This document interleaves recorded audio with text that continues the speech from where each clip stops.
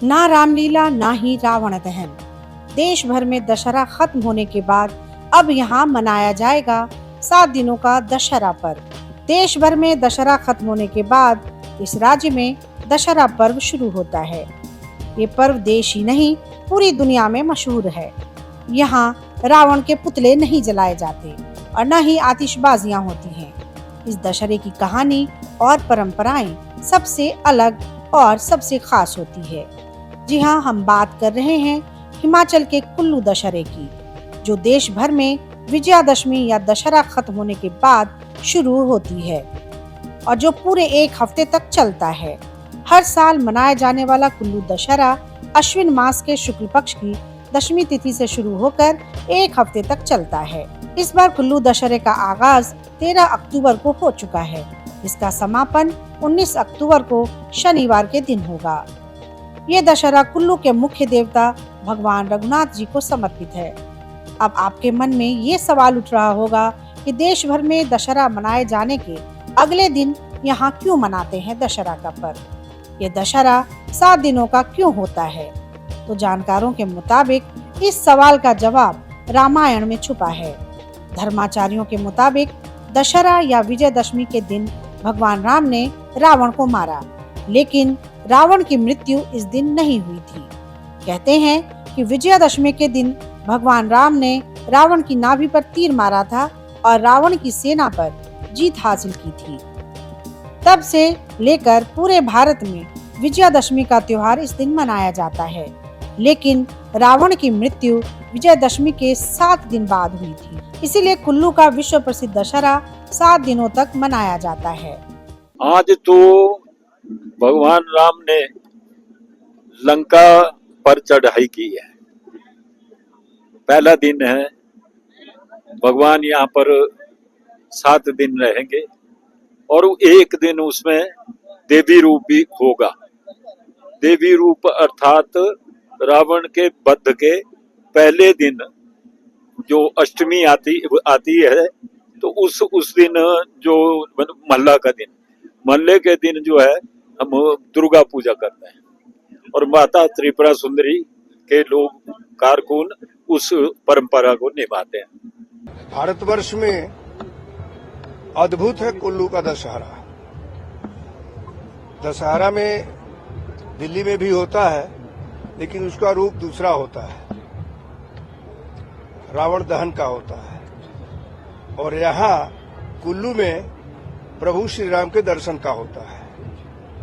तो या तो ये मान करके हम चले कि वहाँ दहन कर करके जो है आ गए और यहाँ सबको दर्शन दिए, लेकिन श्री रघुनाथ जी जिस प्रकार से कुल्लू में विराजमान है, मैं समझता हूँ कि कुल्लू के लोगों का ही नहीं, पूरे हिमाचल वासियों के लिए सौभाग्य का विषय है कि वो यहाँ है।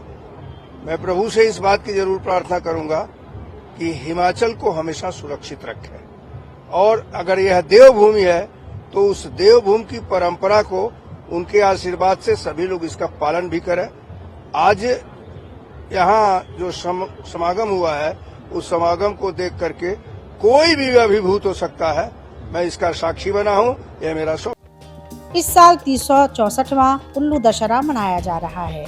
साल 1660 में पहली बार कुल्लू दशहरा मनाया गया था, लेकिन इसके मनाने की वजह इससे भी कई साल पहले की है।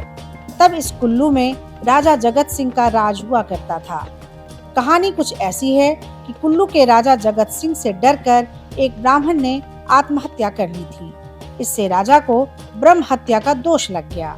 राजा जगत सिंह को बहुत दुख हुआ। इस दोष के कारण राजा को एक असाध्य रोग भी हो गया था। इस बीमारी से मुक्ति के लिए एक बाबा ने राजा को सलाह दी कि वो अयोध्या के त्रेतानाथ मंदिर से भगवान राम, सीता और हनुमान जी की मूर्तियां लाएं। इन मूर्तियों को कुल्लू के मंदिर में स्थापित करके अपना राजपाट भगवान रघुनाथ को सौंप दें, तभी उन्हें ब्रह्म हत्या के दोष से मुक्ति मिल पाएगी। इसके बाद राजा जगत सिंह ने रघुनाथ जी की मूर्ति लाने के लिए बाबा के चेले दामोदर दास को अयोध्या भेजा। बताया जाता है कि दामोदर दास जब अयोध्या से मूर्ति लेकर हरिद्वार पहुंचे तो पीछा कर रहे अयोध्या के पुजारियों ने उन्हें पकड़ लिया और उनकी पिटाई के बाद उनसे मूर्तियां छीन ली। जब अयोध्या के पंडित मूर्ति को वापस ले जाने लगे तो वो इतनी भारी हो गई कि कई लोग मिलकर भी इन मूर्तियों को नहीं उठा सके। जब इन्हें पंडित दामोदर ने उठाया तो मूर्ति फूल के समान हल्की हो गई। इसे स्वयं भगवान रघुनाथ की लीला जानकर अयोध्या के पुजारियों ने मूर्तियों को कुल्लू ले जाने की इजाजत दे दी। कहते हैं कि इन मूर्तियों के दर्शन के बाद राजा का रोग खत्म हो गया था। स्वस्थ होने के बाद राजा ने अपना जीवन और राज्य भगवान रघुनाथ को समर्पित कर दिया और इस तरह से यहाँ दशहरे की शुरुआत हुई। हर साल यहाँ अयोध्या से लाई गई भगवान रघुनाथ की मूर्ति को पालकी में बिठाकर ढालपुर के रथ मैदान में लाया जाता है और इसके बाद भगवान रघुनाथ की रथ यात्रा शुरू की जाती है। ऐसे में 7 दिनों तक भगवान रघुनाथ ढालपुर में अपने अस्थायी शिविर में विराजमान रहते हैं और लाखों की तादाद में लोग उनके दर्शन करते हैं।